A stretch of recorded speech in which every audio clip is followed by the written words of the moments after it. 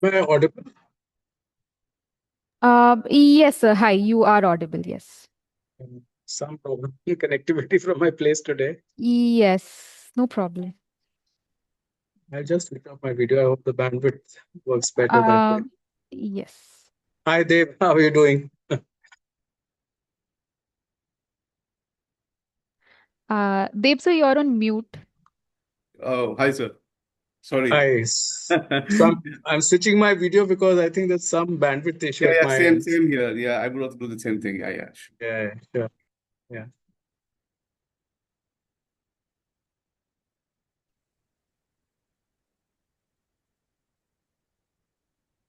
All right. Hi, all. Thank you for joining in for today's webinar. Today, we have with us Mr. Suraj Kaeley. He was the ex-group president of UTI AMC, a veteran leader who has over 25 years of experience in the mutual fund industry. Thank you, sir, for joining the call. Over to you for the webinar.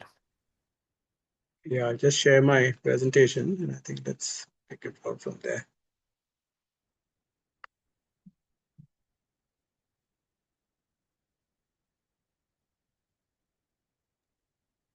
Can you see my presentation? Yes, it is visible. Yeah, great. Just make it full screen. It becomes easier. Yeah.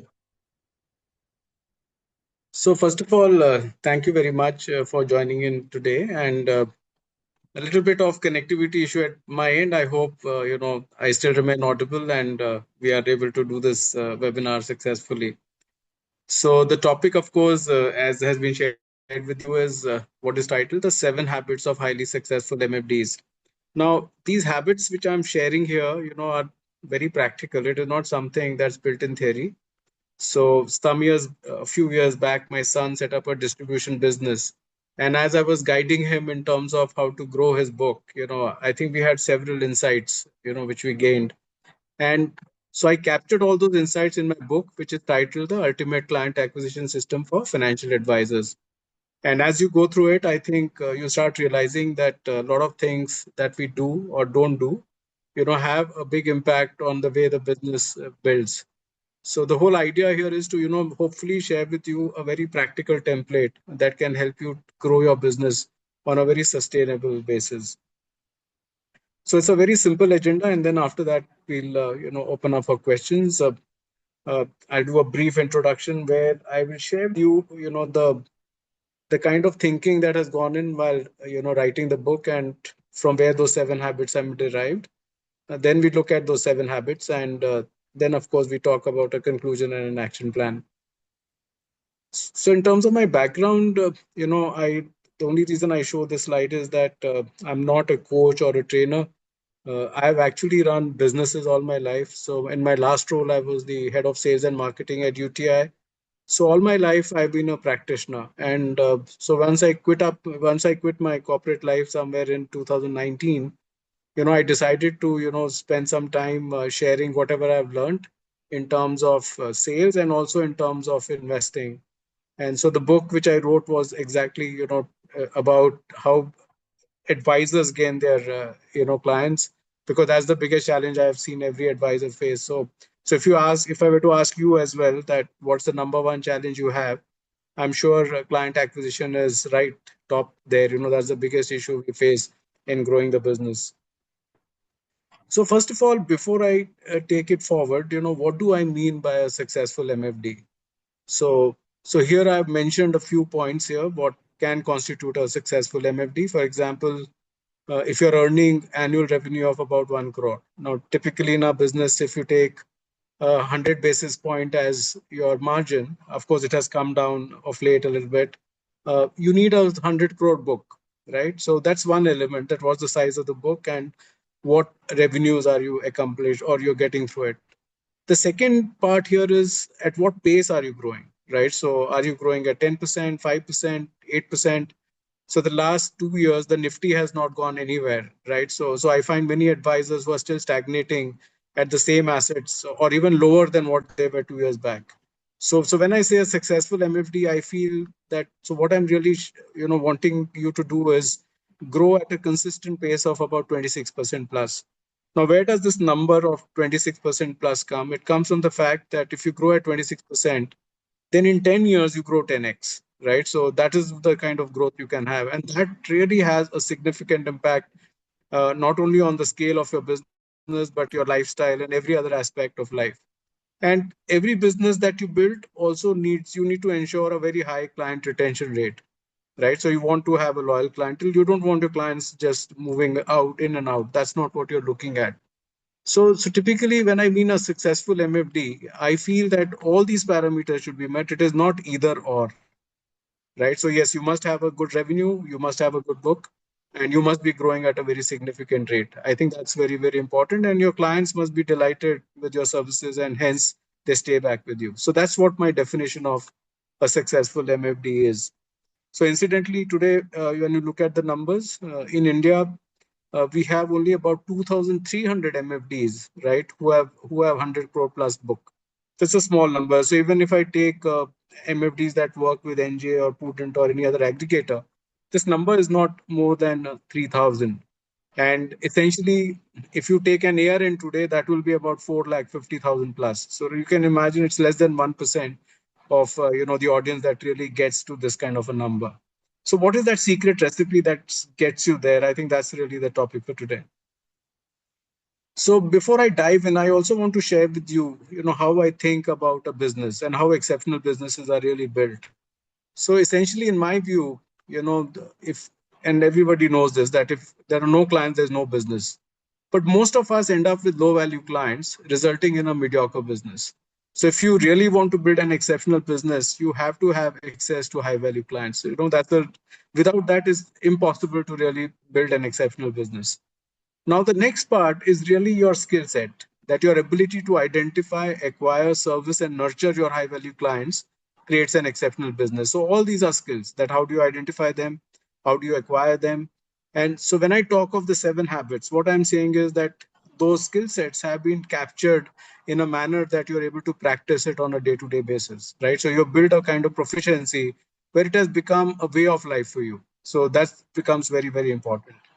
Now, as a business person, what you're trying to do, your goal is to increase the lifetime value of your clients. So if you want to really deliver this high value from your clients, you have to go and maximize the lifetime value. And what is the lifetime value? It is built of current business. So every client starts small, then eventually they give you more business. So which means that you must be able to engage with the client in a manner that you are able to grow their book with you. And the next part is you should also be able to get referrals. So normally what I've observed is that people just don't ask for referrals. So they leave a lot of business on the table. And many of us even don't get the future business. We are only focused on the current business. And the secret recipe that puts you together here is continuous engagement, right? So if you keep engaging with your client on a regular basis, all these above factors, start to fall in place. I also want to share with you that how I think, people buy, any product for that matter. It is not just about mutual funds or the services that we're offering. So typically from a client's perspective, right? So this is how the funnel moves actually. This is how they think. So the largest part of the decision is in this, what I have labeled number 1 and 2, these two cells. So basically when you meet anybody, they're looking at you and then they're also evaluating your company. So many a times you'll see that you're trying to engage with your client or about your product, but the client just refuses to talk to you on it, right? So they divert the topic, they'll talk something else. Basically, what they're telling you is that there is some challenge in their mind in terms of whether they are liking you or they're liking your company. So only when they like, trust, respect, and believe you, and they like, trust, and respect and believe your company, that's the time they will do business with you. And I can give you umpteen examples where we find that you get access to a client, but the client just doesn't discuss the product or service because in their mind, they still don't. They may not be liking you or they may not be trusting you. So there's some gap right up there. Now, after you've gone through these two stages, how do you know you have crossed those stages? That's the time you get a chance to present your product or service. So just to give you an example, when you're looking at product and service, 2 questions they will answer in their mind: that does this work and does it work for me? So maybe let me try and just make a pitch to you so that you get an example of this. So if you have, even in the last few minutes that I've spoken, if you really believe and trust me in a way, and I get this chance to, present to you, let's take an example here. You have a client and the client says that I want to invest 50,000 rupees as an SIP for the next 30 years. So which products would you recommend? So now normally when I do these sessions in person and I ask them which products would they like to invest in, I get a lot of interesting what you call outcomes. Many of them, will say that, okay, let's do large caps because that's a good idea. Some will say flexi caps. Some will say mid cap, some will say small cap, some will say multi cap, somebody will say multi asset. So almost every category of funds, people would be recommending. But think about it. If I give you one more data point, that if you were to compare SIP for any 10-year period of any fund house, which has a large cap and the small cap, in every single case, the small cap SIP outperforms the large cap SIP, and the minimum outperformance is about 3%, and the maximum is 10%. So, which means that you will find that actually uh, somebody who does a small cap SIP, they are likely to make a 6% CAGR higher as compared to somebody else, and now that over a period of time translates to almost a 5x difference in wealth. So think about it. If you do a 50,000 SIP in a large cap vis-a-vis 50,000 SIP in a small cap, the small cap SIP will outperform large cap by 5x in value terms in 30 years. Now that's a very large difference. Now, as I made this pitch to you, what has gone on into your mind? Hey, what does Suraj say? Does it work? And if the answer is yes, does it work for me? Because the noise in the market today is that small caps are expensive, large caps are cheap. So, if I were to start an SIP in small cap, chances are if I'm evaluating performance after 1 year, the small cap will be underperforming the large cap if the markets were to go down. And that may be true. But the reality is that in the longer run, it's able to catch up.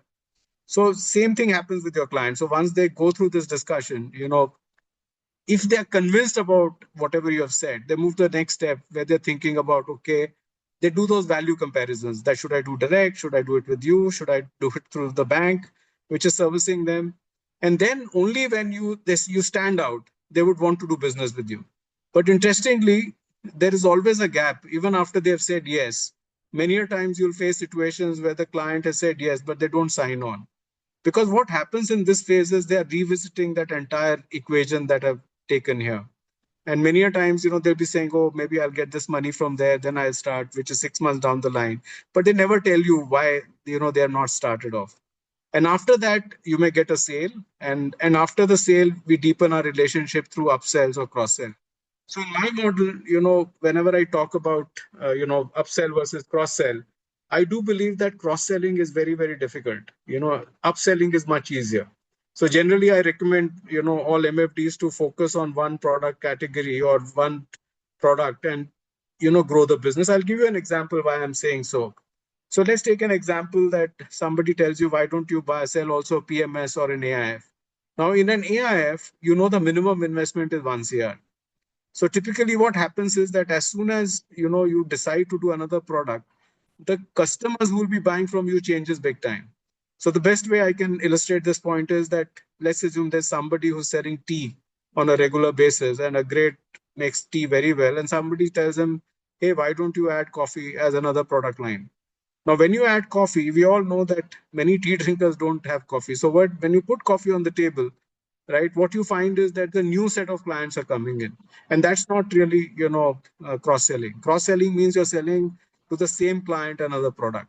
So normally I recommend cross-selling when you have grown your book to a particular scale, and after that you want to really get more clients, and maybe your current product range is not getting you those clients. So that's the way really I think about cross-sell versus upsell. And after that, once you've made the client, you've built their business through cross-sell and upsell, you also get referral value. And referrals, as I mentioned, are very, very important from a lifetime value perspective. And I categorize referrals in two categories: passive and active referrals. Passive is when a client comes in, just says, hey, I know my cousin or my friend who wants to invest, would you manage money for them? So it is client initiated. And active is when you requested for a referral and you get one. So my belief is that if there's a single skill that you must build as a MFD, it is really the art of active referrals, your ability to really ask for a referral and get it. That becomes extremely important. So this is the way I really think about the business. So So why is it that we, go through this whole discussion? One second. Yeah.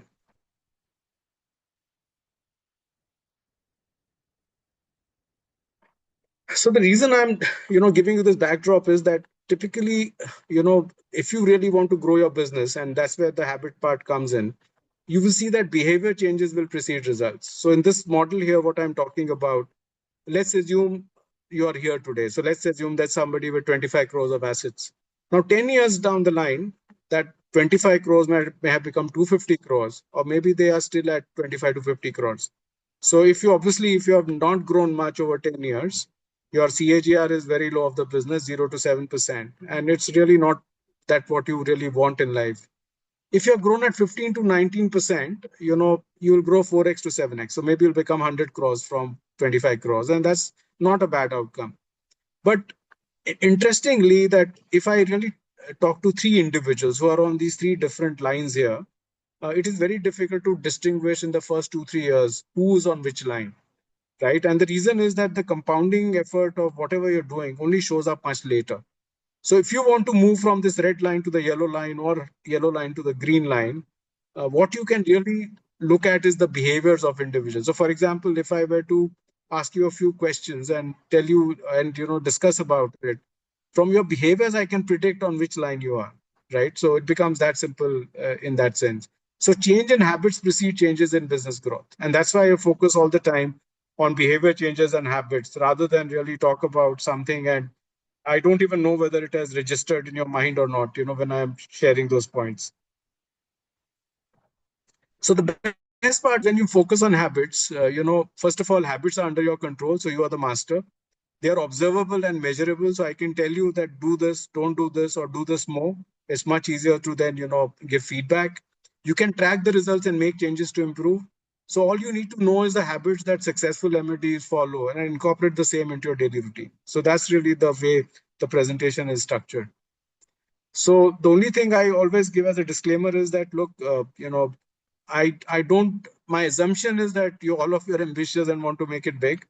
You have a growth mindset. So growth mindset means that you're willing to try new things, right? So fixed mindset is, where you say, oh, I don't think so, this will happen. So you're always questioning. So you need to have a growth mindset. And the best way to motivate yourself is that if you were to think what would happen to your life if your revenue were to grow 10x, right? I think that can be a big motivator because you can see the changes that can happen. So today, if you're making 20 lakhs, 10 lakhs, and tomorrow you make 1 crore or 2 crore, that's where the impact really happens. So that's the reason you should be really trying to understand these habits and try to incorporate them in your daily life. So let's dive into the 7 habits, that I want to discuss about. Now, the first one actually is about client retention. So, surprisingly, it's not about saying that, oh, let's go for new clients. It's about, whoever comes and becomes your client, are you able to retain them? Because if you don't do that, it's like adding water to a leaking bucket, right? So you get new clients, you lose the old ones, you'll never grow. So in my mind, current clients are gold, potential are silver. So your ability to service your current clients well really is the number one habit that you must focus on. And the only way you do that is if you are able to define and track your service deliverables. So I've in every habit I've given a pro tip. So if you're starting your day thinking about your current clients, then you're on the right track. And then the second question you must ask is there anything that you need to do to ensure that you do not lose them? So let me give an example here that in this case, I've assumed that, one important thing the client, is telling you one of the feedbacks we have got from our clients as well is that, they want their MFDs to be in constant touch with them, right? So what I've done here is actually converted that deliverable that are we in constant touch with our clients? Are we engaged with them?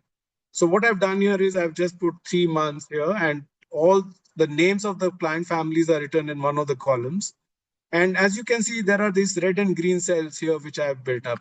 So at the start of the month, what you do is you add one column and then color all the cells red. So what it tells you is that you're not in touch with your clients. So you have to ensure that at least one engagement happens. And when that engagement happens, you convert the cell into green and then put the date there. So that's the way we implement that deliverable. So when I say here that you must define and track your service deliverables, here your deliverable to your client is that you will at least make one connection with the client every month. So here, when I talk of engagement, I'm not really talking about what you do with the client.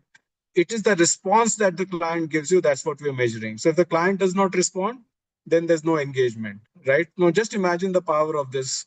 No client can ever tell you that my MFD is not in touch, because every single month you have tracked whether you built a connection, and you measured it only when you got a response from the client. So that's the way you implement this particular habit. So I've given one example. You can take as many examples you want. So for example, you can have a service deliverable of that, okay, I'll ensure that there's no blow up in my client's portfolio. Now, what do you mean by a blow up? When the markets go down, yes, all of us will go down with it. But the good news is that when markets come back, we will certainly come back. So never there will be a situation that market comes back and we don't come back. So that's what I call as a blow up. So you can define whichever way you want a service deliverable, but that's very, very important, when it comes to this particular habit. So you start your day by actually with client retention. And I've just given you one example here of a service deliverable that you measure so that, you're able to retain your clients. The second habit is that when you're thinking about your clients and engaging with them, you always keep this lifetime value in front of your mind, right? So whenever you're meeting a client, you don't think just in terms of the current business, but you also think about the future business and the referrals you can get. So typically the referral value can be 10x or more from what you earn from your client, right? So that is really very large. So, so what is important here is that your goal should be to maximize lifetime value. So how do you implement it? So whenever you meet a client, think in terms of the overall business potential and not just the business that you'll get. So just to give an example, uh, let's assume you get a client who's planning for their retirement. Person is 50 years old, works in, let's say, Colgate or a large firm. And you know that if you are working at a senior level, especially in a city like Bombay, your monthly expenses will be pretty high. So they'll be in the range of about 2.5 lakhs a month. And to get that regular income from a retirement corpus, you need a investment surplus of at least 5 to 6 crores. Now, if somebody has 5 to 6 crores, they can always give you 1 to 2 crores as your share, right? And you can manage that money for them. Now, interestingly, if that person gives you 1 or 2 crores, they will know another 10 others who can do the same amount. So to think about it, that the potential of that client here is not the 1 or 2 crores, but it's actually 15 or 20 crores because of the referrals that you get with them. So many times we just don't do enough in terms of referrals. We just keep trying to get new clients all the time from different sources. But we forget that actually your existing clients itself are a big storehouse of new clients that you want. And only if you build this habit of focusing on the lifetime value will you be able to really, get the full value from the client. The third habit is, segmenting of clients, right? So focusing on clients that matter. So all the clients that we get, we can categorize on some scale here. So the ABC principle is very well known, the 80-20 principle, the Pareto principle, as we call it. So there are some clients who give you more business, or rather there are few clients who give you bulk of the business. That's the way it is stated. So what I've done here is I've just defined on one spectrum, there are great and good clients. So these are the clients who benefit the most from what you have to offer. They buy regularly, they buy profitable products, buy large volume, are very profitable, give you respect, treat you as an expert. So such clients is what you want to work with. And you can, so if you get similar clients, who fulfill these conditions, you categorize them as A or A plus. And similarly, if they don't benefit from your service, they buy infrequently, buy lesser volume, no mutual respect, treat you as a vendor. Even many obnoxious clients you can actually put here in the not so good category, classify them C and Z. So the whole idea is that you want to focus on people who matter to you rather than everyone. Now, this also aspect as an habit is important because what we tend to do is we work equally with all the clients. And that really does not give you success. So you will have to make a significant effort in saying that, okay, let me put my energies behind people who matter rather than those who don't, right? So clients that matter become very important. So not everyone is your client. And so basically the question you ask is, who is that client set which will benefit the most from the services that we have to offer? And so I just take an example here. So because of time scarcity, I will not really ask you questions now. We'll take questions and answers later on. But think about it. If you're a retirement specialist, right? So who's a retirement specialist? It's an MFD who's focusing their business on retirement. They're really trying to help people who are focused on retirement. Now, why retirement? Because that money never goes out, right? So it's a great segment to be in. And I've given you 4 demographic profiles here. So let's assume there's a friend of yours who can give you, lead. And he tells you that you have to choose only one of these. So the first lead that is being given to you is of a senior private sector executive. So let's take somebody who's a marketing manager at Colgate, earns about 2 lakhs a month or has expenses of 2 lakhs a month. So 50 years old, doing very well in their career. The second lead is a public sector executive, right, who has a pensionable job. So the difference between the first and the second one is that seniority wise, otherwise they're very similar, but the second person has a pensionable job. The third lead is, let's say, the cardiologist, which is known to the guy. So a great doctor. So they know somebody, one cardiologist who's asked them, hey, do you know somebody who can manage funds? So you can get that kind of a lead as well. And the fourth lead is a small business owner. This person manages a small restaurant and has done very well. That's one of the most popular restaurants. Now, if I ask you which one would you want, and if I were to do a poll, today I'll not do it in the interest of time, but I found that a lot of people answer right across these 4 demographics. But think about it. The definition for us was the A and A plus guy, right? Who benefit the most from our service and give us large deals. That's what we were looking at. So let me give you some more color here. The private sector guy, if the expense is 2 lakhs a month, needs about 5 crores, right? So basically, you can easily expect to get at least 1 crore or 2 from this person. So let's assume this person has a potentiality of giving you 2 crores of assets to manage. And at a 1% margin, that translates to about 2 lakhs of income every year. Now, if you think of lifetime value, you just multiply this by 10, right? So potentially, if you get this client, in a lifetime, you're going to make about 20 lakhs per annum from such a guy, right? So very, very high value. Now, the public sector executive, luckily for me, I work with UTI, so I have a good understanding of how public sector thinks. And I got to meet with several of them. Once you have a pensionable job, right, you really don't take any interest in investing. And you don't even save because you know that you'll get a pension. So normally, the only corpus that you get from such individuals is the PF and the gratuity that would have accumulated, a reasonable sum accumulates. But interestingly, because they don't take any interest in investing, they're always looking for fixed return products which give them higher returns. So they'll always be asking you, hey, I don't want to take the risk of the market. Can you give me some product which gives me a high return? And today, for example, a Pradhan Mantri Vay Vajna Yojana may be a great product for such a guy. But look at the income you'll make from that. In that product, it's a 10-year annuity sold by LIC on behalf of the government. You make only 0.1%. Now, if you were to sell post office deposits to them or something which gives them guaranteed returns, you will never make money in it, right? Even if you were to sell them a annuity for that matter, right? The annuity also doesn't pay much in reality. So you don't really make much money by servicing these clients. And also the value addition is less because the person has a pensionable job. So they say, what is the benefit of your experience of retirement investing? Because anyway, I have a money for a lifetime. And also my medical is covered by the government hospital. So I don't really care. Doctors, they are great clients, but the reality is that if you tell them I'm a retirement specialist, they'll kick you out because they're never going to retire. In their mind, they make the most money after 60, 65 when they get older. So is true of lawyers or architects. And small business owners will always be telling you that, hey, can you beat my current business return? So they are very return driven individuals, right? So they are also not an ideal profile.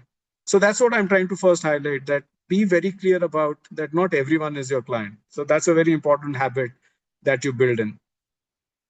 So what I've done here is that basically to, highlight this point that why we must focus on few people and not everyone. I talked about the Pareto principle that 20% of people end up giving us 80% of the business.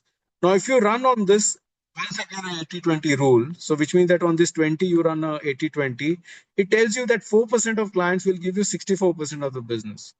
And that I will categorize as A plus. And similarly, if you were to categorize the bottom 80%, again do 80-20, you'll find that 64% of clients will give you only 4% of the business.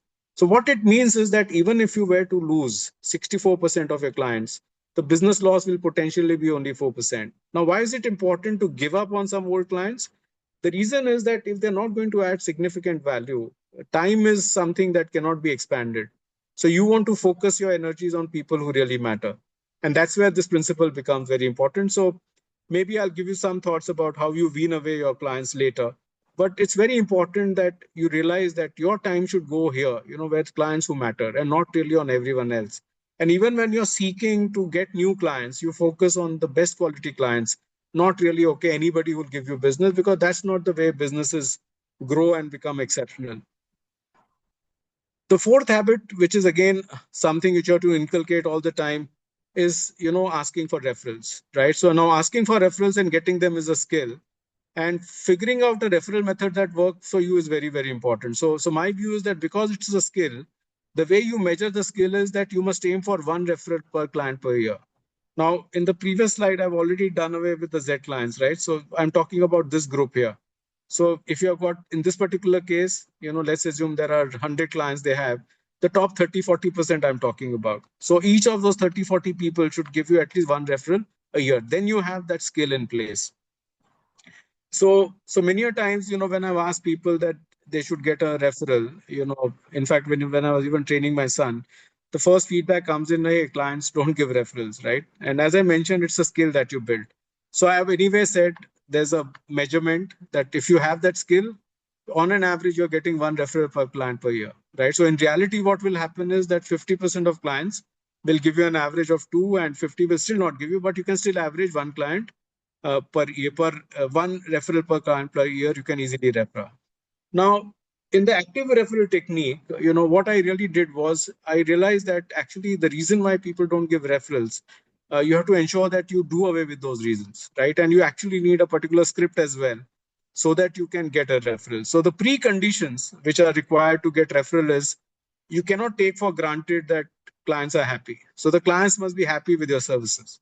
Now, how do you ask this question? You cannot straight away go and say, hey, are you happy? So what you tell the client is, hey, I've been servicing you for last 6 months, 1 year, whatever the time frame you've been servicing for. Is there anything else that you would want me to do for you? So that's the way you ask that question. And when the guy says, hey, nothing, everything is fine, right? So then it becomes like clients are happy with your services. The second one is you're in regular touch with your clients, right? So it is not that suddenly out of the blue you call somebody. I went to a session, a webinar with Suraj, and he said, we must ask for referrals. And you reach out to your clients and ask for referrals. It doesn't work like that. You have to first ask, be sure they're happy. Second, you must be in regular touch. And third, you have to specifically ask for referrals. And when you ask, the client must have some free time to spend with you. So many a times, I've seen people ask referrals, in a very unstructured manner, and it doesn't give you results. So we kept reflecting on this subject that, referral is so important. How do we communicate to someone that, that without referrals, my business will not grow? So we realized the best way to do that is actually set up a time which is only meant for discussion on referrals. Now, obviously, if you call a client and say, I want to come and discuss referrals, you'll never get that time. So you tell the client, hey, I want to come and see you, and I need 15 minutes of your time. Whenever you're free, you let me know. I'll be more than happy to drop in. The client will ask you, what's the agenda? You say, look, I'll talk about the agenda when I meet with you. So when you meet with the person, you use the script, which is called the active referral script. So what is the active referral script? It's very simple. Hey, I need your help. So you always start by these four magical words, because when you say, I need your help, you are guaranteeing attention from your client, right? That becomes really very, very important from a client perspective as well. And then you start by saying, as you know, my business is a trust business, and hence I never approach strangers. I rely entirely on referrals from my existing clients for growing my business. So you made it very clear to the client that if you don't get referrals, you don't grow your business. And then you don't use the word referrals again. You say, I'll be delighted if you could introduce me to a couple of friends or colleagues who can potentially benefit from my work. And if it's okay with you, I will send you a short draft that you can use for the introduction. Thank you so much. So as you can see, it is such a simple script that I've created. And what I've underlined here is what is non-negotiable. So for example, you always have to start with, I need your help. Second, you will tell the client that if you don't get referrals, you don't grow. And then you're asking for only 2 introductions. So you're being very specific that I want only 2 names. I'm not asking for 20. Right. So, and then you're also saying that, look, I can make your life easy. I'll send you a short draft, just forward it. Now, what is that short draft about? It's very simple. Hello, whatever the name of that client's friend is or whoever is referring to. I've known this person for the last 5 years and several years. You can write whatever. and he has been helping me with my investments. I felt you too could benefit from his services. It would be nice if both of you can connect and explore areas of mutual interest. So there's nowhere he's saying you're doing a great job, you're a fantastic advisor, nothing. He's just saying, you manage my money. I think he can manage it for you as well, and maybe you should talk about it. And that's it. And the best part is you only do active referrals once in a lifetime, because you cannot do anything more powerful than that. Because if you're gone to a client specifically for a referral meeting, right, there's not much beyond that you can do. And then all you have to do is stay in touch, and you'll see that the results follow. So it's only once in a lifetime you have to do this with your client, and nothing beyond that. The fifth habit is that even, when you get through referrals, right, you'll see that clients take a while before they say yes to you. And many of us don't do that. So in this chart, I'm just trying to highlight this, that typically many of us give up after the first no, right? But if you can sustain yourself for 7 or 8 contacts, you realize that by the time you reach the 7th or 8th, you're the only one which is, in touch with the prospect. And the prospect starts realizing that, look, if ever I'll do business, I'll do with this guy, because this guy always stays in touch. So in relationship selling, you build a strong relationship with the prospect over time by delivering value in advance and building trust. So these meetings that you're going through really is where you're trying to build trust with the client. So you can send them some educational articles, you can wish them on Diwali, you can do whatever you want, but you have to stay in touch. That really becomes, very important. So you never give up on prospects. So every time you meet a prospect, you have to ask this question that, hey, if I get this as my client, do I really, how will it impact my business? And if the answer is yes, it gives a positive impact, then you always stay in touch. Otherwise, cut it out at the first time itself. Don't really try to sustain or do this with every possible prospect that you get. That, because time-wise, you'll never be able to do that successfully. So the reason I have said the above is because there's a lot of data which shows that whenever you make, connections, people take a time to buy. So the conversion ratios initially is only about 10%. In fact, at the very start, it's only about 3%. And then over the next 3 to 6 months, another 7% may write in. But you can take this to as high as 40%. And what this chart also shows is that 6 out of 10 will never buy with you, despite all your tries. And the reason is very simple. Either they don't have the need ever, and second, they may be happy with their current provider, so why should they move, right? So that's the reason 60% will never buy. But you can convert this 3% to 40% by really staying in touch. So essentially, how do you stay in touch? This is a habit you build, that, okay, I'll stay engaged. And that is where you will need a CRM system, right? So the key to a business success is staying engaged. And building an engagement calendar becomes very important, not only with your prospect, but also ambassadors. So ambassadors are individuals who give you clients, but they never do business with you. So there are several people who may never fit into your ideal client set, but they have the potentiality of giving you a lot of business. And so the whole idea is to strive to at least get one response from your client, prospect, and ambassador every month. And I showed you initially a chart, the way you can do that. So here, let me also share with you that how do you really ensure that you stay connected? So normally, whenever we are calling someone for business, I categorize it under the sales nudge. But you can also do with clients what I call value-added calls and relationship calls. And as the name suggests, a relationship call is meant only for relationship. You're not really trying to get business out of it. And a value-added call is where you're, maybe sharing a product note or some other feedback on the market or something else, or you're helping them with a transmission case. Those are value-added calls. So here I've given you some examples. So instead of just focusing on sales, if you can add these two varieties of calls, it makes a big difference. So for example, as I mentioned, relationship calls are not for sales. It is basically to spend time with the client, no quid pro quo, and personal connect like birthdays, anniversaries, talking to them about their children, their likes, dislikes, saying thanks, saying sorry, are all great examples of relationship calls. Value-added calls is where you are either educating, giving an exceptional service. By the way, you can even give them a referral or a small personal favor, right? So if you were to add this into your kitty and stay engaged, you will see that the business really transforms big time. And the last but not the least habit is really about, increasing output is important to increasing input is important to increase output. So if you can set a goal of doing 12 to 16 meetings every week, right, I think you can change your business. Now, this is where I feel most MFDs will struggle. So even with my son, when I do his reviews, he averages about 8 to 12. I've never seen him do 16. And I keep pushing him that, look, you're still leaving a lot of time. Just reorganize yourself in a manner that you can increase your face time with your clients. So obviously you'll have to do your time management in a manner. You'll have to reduce the time that you use in travel, gossip, servicing, training. So, these are important, but, they have to be minimized so that you can spend more time with your clients. So that habit becomes very, very important. So let's do a quick conclusion. I know we are, short of time, but I think I certainly wanted to share with you that how you can implement into action, and also give you some examples of individuals who have followed something like this. Because what I've shared with you is not something new, but there are very successful salespeople who have incorporated this, and I learned from them, and that's what I'm sharing with you today. So essentially, if you want to change anything, you'll have to focus on specific behaviors, right? Think of a single habit that you'd like to change today, and that can make a big impact. So just to give an example, I was doing the following. Now I'll be doing the following going forward. So take an example here that before this call, I was, treating all clients equally. But now going forward, I will ensure that, I will focus my energy on the A and A plus clients. So 80% of my time I'll give to A plus and A clients. Similarly, you say that I never kept a register to see when did I engage with my client the last time. Now going forward, I'll maintain a CRM to keep a track of when did I engage with my client the last time. So these are the specific examples when you do that. So another example here, I used to do, 6 calls every week. Now going forward, I'll do 8.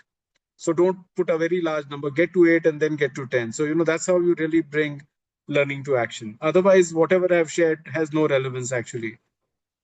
Anyway, I've given you this example, so we'll move ahead. Now, let me share with you 2 examples of very successful sales guys. And I'll also share with you that what I learned from them and I incorporated in my book, as well as the system that I've shared with you or the habits that I've shared. So Joe Girard, by the way, is listed as one of the best sales guys ever. And obviously you can see his name is in the Guinness Book of World Records. He was selling cars, Chevrolet, not a great car, but look at his numbers, right? He sold over 13,000 cars in his lifetime, over 15 years. Best day sales of 18 cars. Almost impossible to visualize. When I bought a car recently, my dealer sells 4 cars in a month, right? So just imagine 18 in a day. Best month, 174. And best year, 1,425.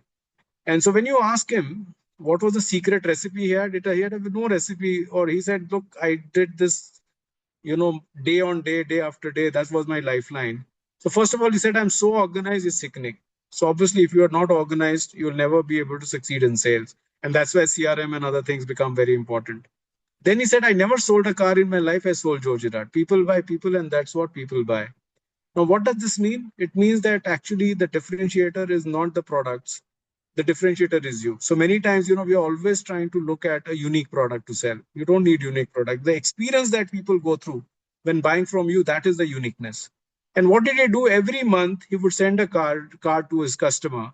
On the outside, he'll write, I like you. And inside, he'll write, Happy New Year, Happy Valentine's Day in February, so on and so forth. And as you can see in August, he says, send me a customer, I'll give you $50.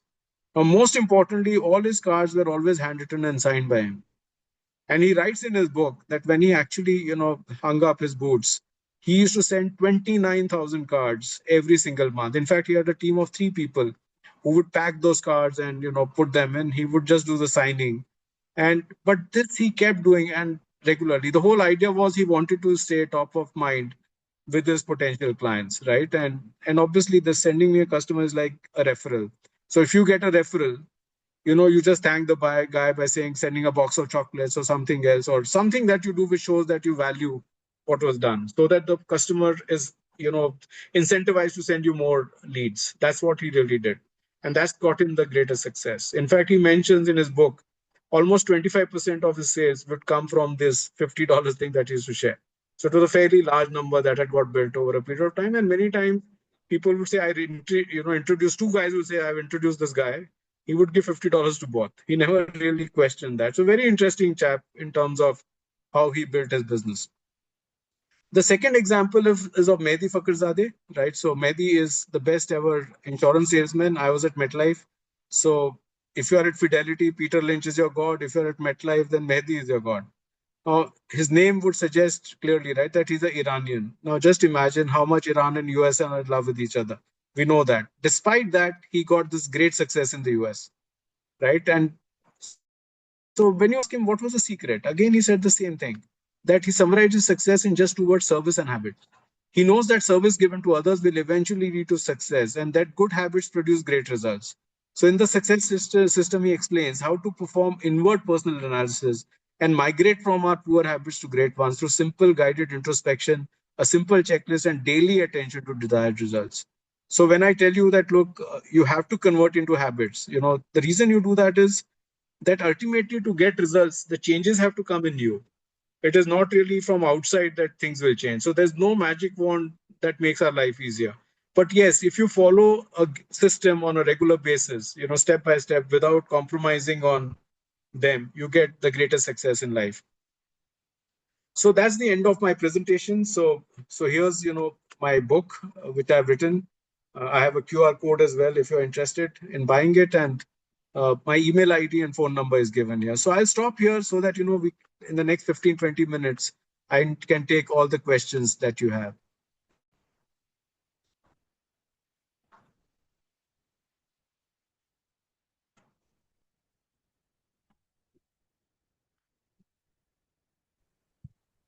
Suraj, hi.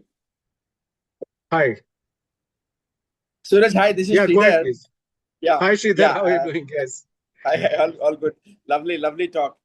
Amazing talk. Yes. You need to patent this particular seminar for future also. It will Yes. keep gathering more audiences. I have a simple question. And all these engagement tools and Yes. all. I don't know if you're aware from May second week or so, SEBI has started new norms for even WhatsApp handle and social media handle and all that. Given all these regulations, Yes. there's a lot of do's and don'ts about what information you can share with the client as information or for education or even for product knowledge. How do we draw the line and how do we actually use this given all your inputs? Is there anything that you want to draw the line? Yeah, Sridhar. So basically, what SEBI is trying to do is trying to curb on, what you call maybe over exaggerating a claim. So they don't want us to share performance information, that kind of stuff. But there is nothing which stops you from, talking generically about something. So just to give an example, SIF is the new flavor in town, right? So now if you want Right. to educate somebody on SIF, instead of giving examples of all the SIFs, if you were to just describe that how is an SIF different from a PMS and an MF, I think that is permitted. Right. So what they don't want Okay. you to get into is unnecessary comparison. That's where I think their thing is. Again, Okay. bulk of the calls which I want you to make are really personal calls, wishing birthdays and Diwali wishes, anniversary. Right. That's not prohibited by SEBI. Nobody's saying that you cannot do that.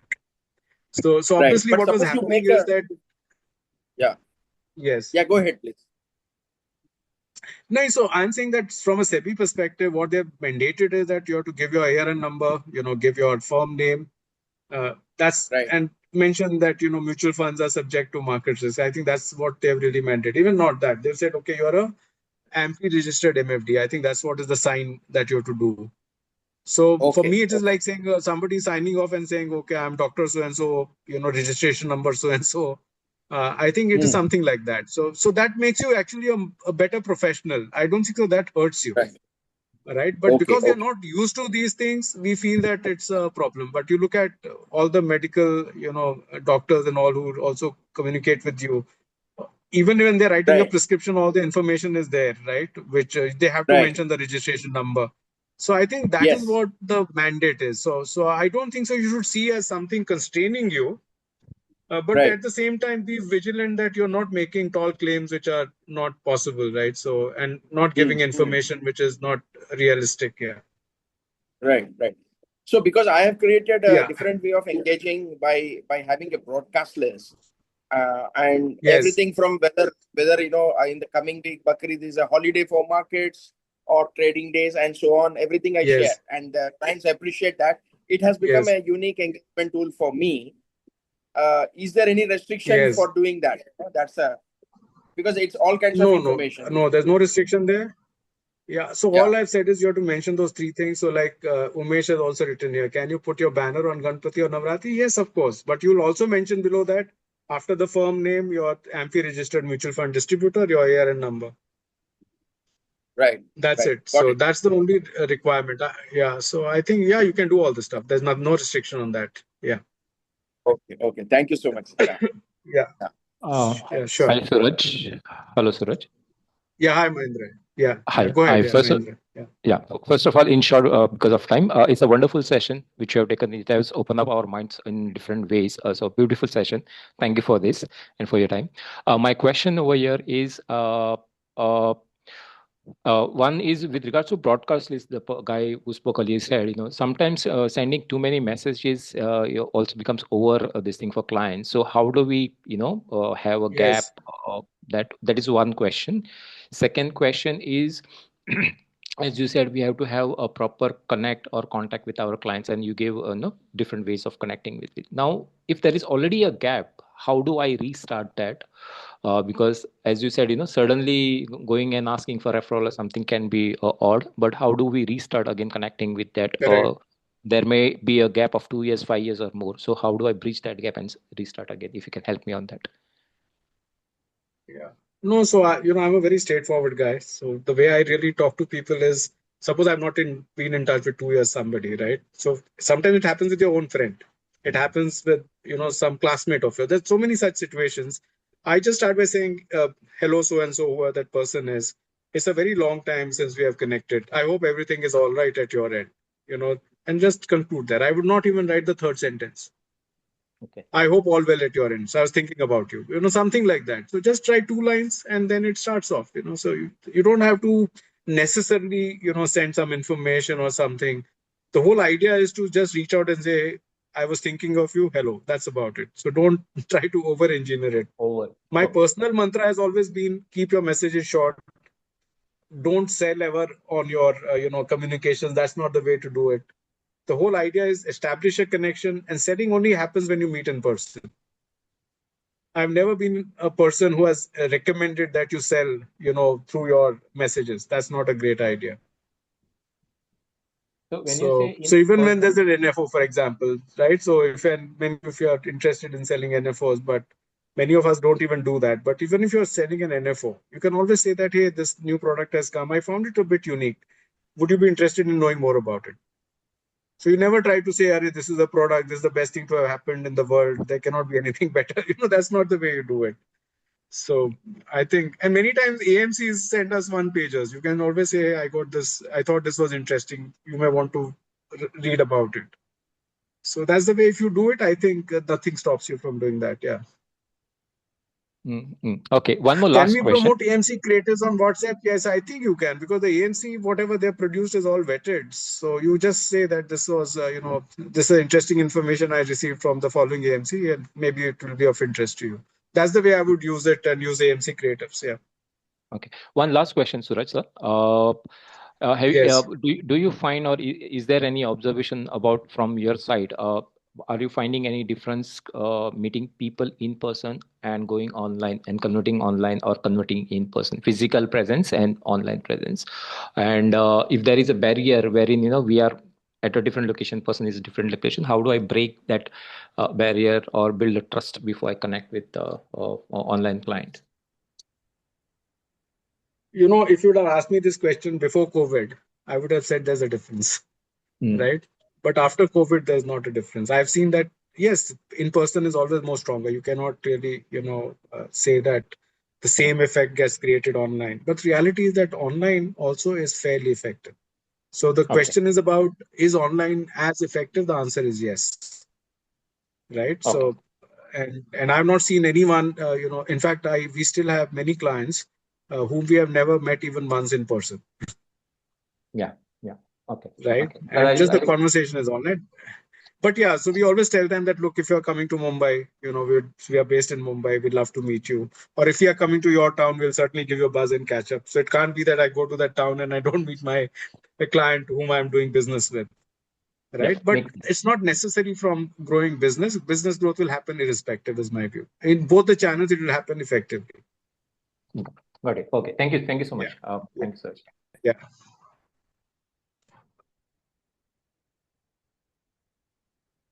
Okay, so Aman has asked, when you say 12 to 16 meetings a week, does that include online meeting or calling a client or in person? So all three are included, provided you have spent 10, 15 minutes on that conversation. So it has to be a meaningful meeting. That's what I count as a meeting. Just saying hello or, I settled your redemption, that's not really a meeting. So where you're talking to the guy freely for some time, I consider that as a meeting. So the way I would schedule typically is, normally I found that, we also work on weekends and because many clients are free. Monday is relatively a free day, so you don't try to do much there. But Tuesday, Wednesday, Thursday, Friday, if you say one meeting at 10, one at noon, one at 2 o'clock, one at 4:30, you can easily do 16 meetings. So, but it's a question of getting habituated of, one, calendarizing yourself and then trying to really fill those slots. So that is a skill that you build over time, and then you'll be able to do 12 to 16. 8 is very easy to do because one in the morning, one in the afternoon, and you're set. So what ideally should you discuss with the client? This is a very specific question. So I always believe that if you don't have a specific agenda, right, we don't discuss, right? We don't just call for the heck of it. That's not really the whole idea. So I'll give you examples. We have seen recently a lot of market volatility, especially Iran war happening. So I would reach out to a client and say, hey, you must be reading about these things. And I was going through your portfolio and I was wondering that should we just have discussion and be aligned on, are we on the right track? So you give a very specific input and say, I'd like to discuss this with you. So, for example, whenever stressful conditions come in, you must really do a reassessment of risk, in my view.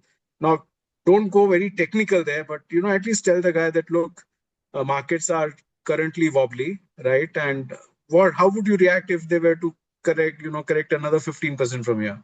I just wanted to understand your view. How are you looking at it? And then I would tell the guy that look, the way to manage this is that if we were to cap an equity investment, just to give an example, we all talk of asset allocation. Now, just imagine equity keeps dropping and you keep reallocating from debt to equity to come back to your asset allocation level. Now, you may reach a stage where actually you have really come down so low that you don't have enough money left in debt, right? And that to fund your own expenses, you can run that risk because markets will keep correcting. Now, you can't just keep averaging forever down. So then you have to tell the guy that, look, at what point or what is the minimum exposure you want to non-equity as an asset class so that, we know that whatever happens, we are not running a risk. So those kind of conversations can come up. So I always believe that if you don't have anything, you can always say that, hey, we haven't chatted for a while, but I just wanted to be sure that you're comfortable with, whatever investments you've done through us. And is there anything else you would like to discuss? So that's the way we would take up that conversation. Yeah. So my contact details I'll give you. I'm putting in the mailbox.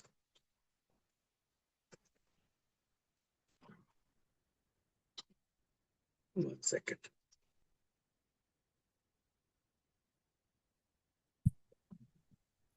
Suraj, you can tell about your retirement planning workshop also. You can tell about your retirement planning workshop okay. also.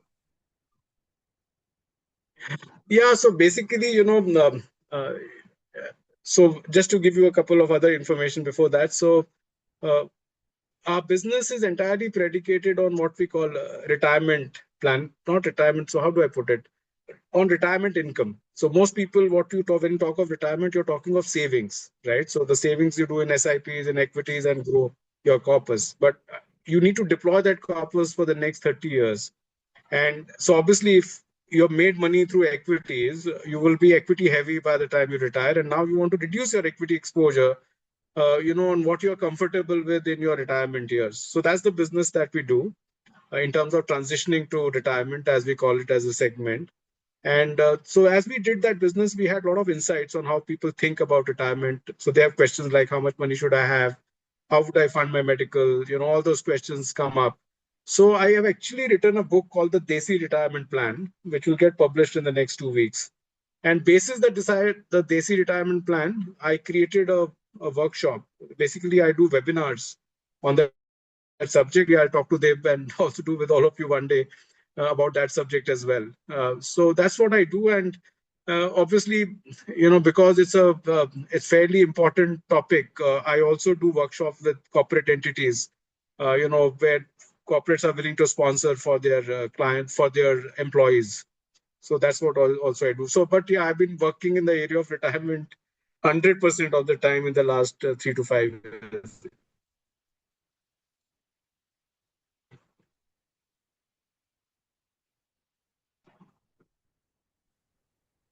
Sir, are these workshops? So, Aman also.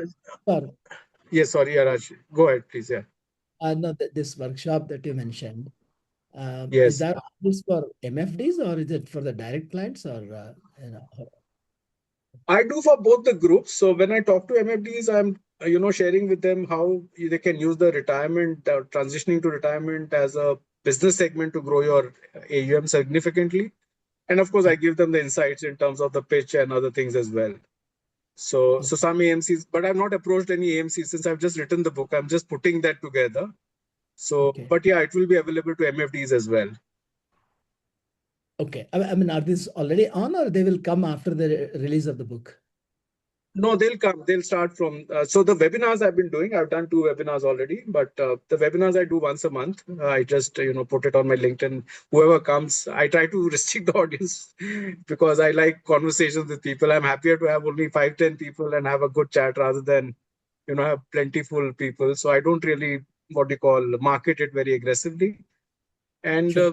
yeah, that's the way it is structured. I'll connect with you separately on that one. Okay. Thank you. Thank you very much. Sure. Yeah. Aman had this question that how frequently one should connect with your A and A plus clients. So at least once a month, that's the least, right? And if typically you do even more with A and A plus clients, yeah. Okay, so the next question is also Aman is right. It's a good question. So I want to check with you how many times a year one should connect to the 20% client, and is there any frequency you should keep in mind? Well, in my system, I don't want you to connect with those balanced, the top ones is what you focus your energies on, the top 20%, right? The balance 80%, and of that I did a 80-20 ratio. You'll find that actually the way it works is you actually do an analysis on two parts. One is on the current size and second is potential. So when I say that A plus A classification, it is, you have to rerun on, on potential as well. So only those people where you see that today the business is not large and you don't expect in the future, or they're obnoxious clients, you don't waste your time. But A plus clients, at least once a month, that's the least, you can, or even A clients for that matter. So in fact, for me, it's a crime if you don't touch base with your A and A plus clients at least once a month. So typically you'll see that there'll be 5 or 6 guys whom you always stay in touch because they are friendly, you are friendly, it works well. But many A guys, you just know because they don't ever call you. Right, so because they are not demanding, you think that everything is fine, and that's what I want you to guard against.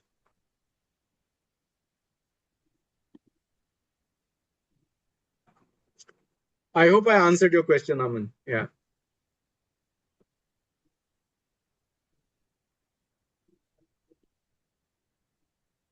No, sending them a mail or message is not considered a meeting with them. They have to respond to it. So if you say Happy Diwali, they should also wish back Happy Diwali. So if only when they respond, that's counted as an engagement and not otherwise.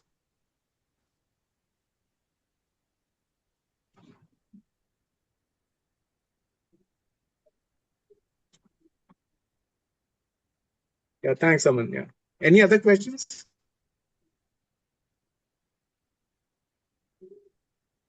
Great. So if there are no other questions, then we can conclude. Thank you very much. I wish you all the success in your business. I think it is the greatest of times to be in our business, and the next decade is a great decade. So maybe ignore the volatility that's on. I think that is a part of our business, but I think this is the best ever time to be in this industry. And we are fortunate that we are going through this phase today. Yeah. Dave, over to you. Yeah. Yeah, thank you, sir. Thank you so much for your time and this wonderful session. I hope everyone has got a decent input towards the business that you guys are running. And of course, I also take a lot of inputs in terms of running my business. So thank you so much, sir, for sparing your time. I will Yes. call you up separately and discuss. Sure. Sure. Thank you so much, sir. Yeah. Thank you once Yeah. again. Thanks, And Sridhar, thank you everyone Mahendra, for Kiran, joining. yeah, Rajshekhar, all of you. Yeah. Thank you so much. Yeah. Thank you for My all. pleasure Thank to you be along everyone with you. joining. Thank you everyone Thank you. Yeah. joining. Take Thank you care. so Bye. much. Bye. Thank you so Bye. much. Bye-bye. Bye.